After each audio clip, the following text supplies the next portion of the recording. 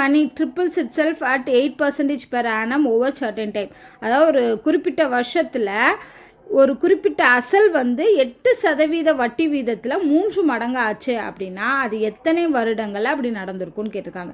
இப்போ நமக்கு principal amount தெரியாது, ஸோ பின்னு வச்சுக்கலாம். அது என்ன ஆகுதுன்னா ஒரு குறிப்பிட்ட இயரில் இயர்ஸில் அது எத்தனை மடங்காக மாறுது? 3 மடங்காக மாறுது. ஸோ இப்போ பிரின்சிபல் அமௌண்ட் வந்து 3 மடங்காக மாறுதுன்னா என்ன அர்த்தம்? இந்த 3 மடங்குங்கிறது principal amount plus simple interest. Principal அமௌண்ட்டுங்கிறது ஆல்ரெடி பி.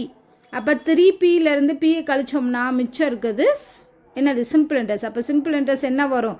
3P மைனஸ் பிங்கிறது 2Pயாக இருக்கும். அப்போ அந்த பிரின்சிபல் அமௌண்ட்டை விட 2 மடங்கு அளவு வந்து என்ன கிடைக்கும்? சிம்பிள் இன்ட்ரெஸ்ட் கிடைக்கும். இப்போ இது என்ன சொல்லிட்டாங்க? 6 வந்து 8%ன்னு கொடுத்துட்டாங்க. என்ன தான் நம்ம கண்டுபிடிக்கணும்? பிரின்சிபல் அமௌண்ட்டு பின்னே வச்சுக்கோங்க, சிம்பிள் இன்ட்ரெஸ்ட்டு 2Pனே வச்சுக்கோங்க. அப்போ தான் நமக்கு பிபி கேன்சல் ஆகும்.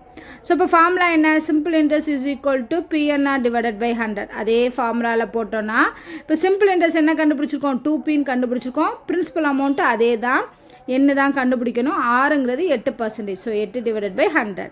இப்போ அடிக்கலாமா? பி கேன்சல் ஆயிரும். 2 அடித்தோம்னா 1 2s are 2, 4 2s are 8. அடுத்து 4 100 அடிக்கலாம். 1 4s are 4, 25 4s are 100. அப்போ என்னோட வேல்யூ என்ன? குறுக்க பெருக்குனிங்கன்னா 25 இயர்ஸ். அப்போ 25 வருடங்களில் தான் வந்து அது 3 மடங்காக மாறும்.